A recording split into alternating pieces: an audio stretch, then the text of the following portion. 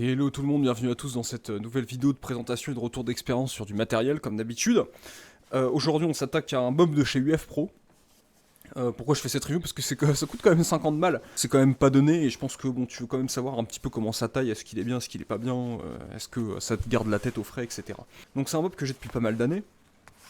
Et ce que j'aime bien avec ce bob, c'est il y a pas mal de features en fait d'origine que d'autres bobs n'ont pas. C'est pas juste un bob basique, c'est quand même vachement bien étudié. Bah, c'est UF Pro qui est derrière, c'est quand même une marque très haut de gamme, une marque européenne qui est quand même très très haut de gamme. Hein. C'est l'équivalent du Cry mais européen quoi. Il y a pas mal de pièces de velcro sur les côtés pour mettre différents patchs ou autres. La couleur multicam évidemment, c'est du vrai tissu multicam. Hein, ça, pour le coup, ça m'aurait étonné du contraire.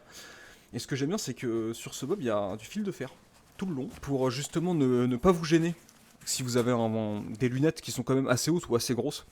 Donc c'est vraiment un bob qui est étudié pour faire de la reconnaissance. C'est pour faire des longues marches avec des gros fusils qui ont des grosses lunettes. Vous voyez ce que je veux dire ou pas? C'est vraiment fait pour. Du coup, vous pouvez vraiment former le dessus et éviter de faire comme ce que font certains forces spéciales ou autres, c'est de coudre le bob directement pour justement ne pas être gêné et ne pas être dérangé quand vous épaulez et quand vous visez avec une très grosse lunette. Donc ça c'est d'origine, il y a cette feature de base d'origine.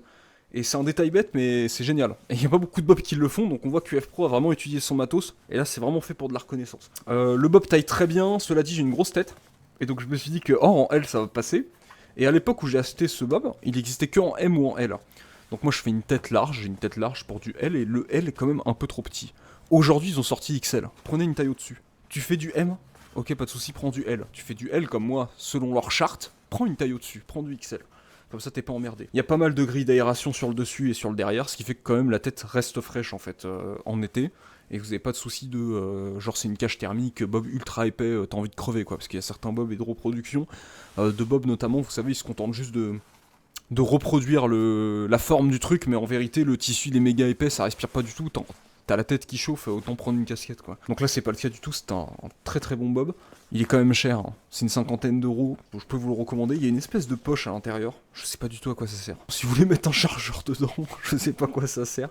Mais c'est marrant parce que j'ai l'impression que c'est la même taille qu'un chargeur d'M4, j'ai l'impression qu'on peut mettre un chargeur d'M4 là-dedans, mais bon bref, c'est complètement con, mais bon. Si jamais vous pouvez mettre quelque chose au-dessus, une petite poche, et voilà.